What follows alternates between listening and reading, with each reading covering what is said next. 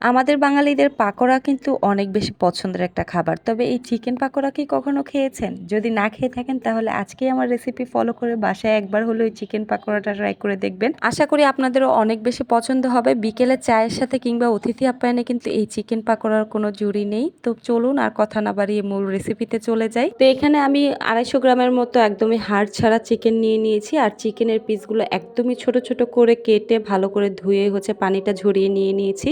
তারপর এখানে দিয়ে দিচ্ছি 1 কাপের মতো পেঁয়াজ কুচি। যে কোনো পাকোড়াতে পেঁয়াজের পরিমাণটা একটু বেশি দিলে খেতে বেশি ভালো লাগে। এখন দিলাম 4টার মতো কাঁচামরিচ কুচি। তারপর এখানে 3 চামচের মতো ময়দা দিয়ে দিয়েছি। আপনারা ময়দার পরিবর্তে বেসনটাও দিতে পারেন। তারপর এখানে দিলাম 2 চামচের মতো চালের গুঁড়ো। এটা পাকোড়াটা অনেক বেশি ক্রিস্পি করবে। তারপর স্বাদ মতো লবণ দিলাম, 1 চামচের মতো আদা রসুন বাটা, 1 চামচের মতো হলুদ গুঁড়ো। তারপর এখানে দিচ্ছি 2 চামচের মতো মরিচ গুঁড়ো, 1/2 চামচ জিরে গুঁড়ো।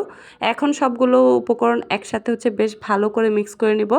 আমার কাছে বাটিটা একটু ছোট মনে হয়েছিল, মিক্স করতে অনেকটা প্রবলেম হচ্ছিল, তাই এখানে একটা বড় বাটির মধ্যে আমি মিক্স করে নিচ্ছি। আর এখানে কিন্তু আমাদের কোনো প্রকার পানি দেওয়ার প্রয়োজন নেই। আপনি হাত দিয়ে এভাবে চেপে চেপে মিক্স করতে করতে দেখবেন একদমই আঠালো ভাবে এটা খুব ভালোভাবে মিক্স হয়ে যাবে। তো আমি কিন্তু কোনো প্রকার পানি ইউজ করিনি। তো একটু ভালো করে হাত দিয়ে চেপে চেপে এটাকে মিক্স করে নিয়েছি। আর এরকম একটা থিকনেসে আসার পর বুঝতে হবে যে আমাদের ব্যাটারটা একদমই রেডি। তো এখন ভাজতে চলে যাচ্ছি। তো এখানে প্যানে তেলটা যখন হালকা গরম হয়ে গিয়েছে তখন আমি ছোট ছোট আকারে পাকোড়াগুলো দিয়ে দিচ্ছি। আপনারা আপনাদের পছন্দ মতো পাকোড়ার সাইজটা করে নিতে পারেন। একদমই লো হিটে পাকোড়াগুলো ভাজতে হবে যেন ভিতরে চিকেনটাও খুব ভালোভাবে কুক হয়ে যায়। তো এরকম হালকা কালার চলে আসার পর আমি একদমই উল্টে পাল্টে বেশ ভালো করে ভেজে নিব।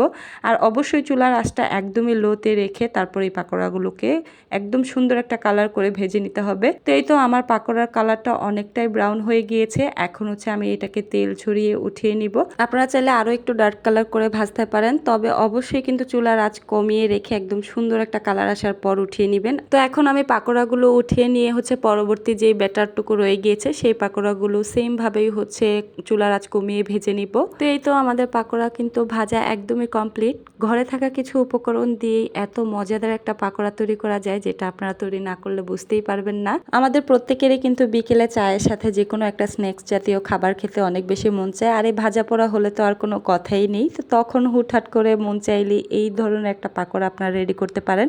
খুবই অল্প টাইমের মধ্যেই রেডি করে ফেলতে পারবেন। অথবা হঠাৎ যদি কোনো মেহমান চলে আসে বাসায় তখনও কিন্তু চাইলে এই টাইপের পাকোড়া রেডি করে দিতে পারেন। তো কেমন লাগলো আপনাদের কাছে আমার আজকের এই রেসিপি অবশ্যই আমাকে কমেন্টে জানাবেন। ভালো লাগলে অবশ্যই একটা লাইক কমেন্ট এবং শেয়ার করতে ভুলবেন না। তো আজকের মতো এখানেই বিদায় নিচ্ছি। ভালো থাকবেন সবাই। আল্লাহ হাফেজ।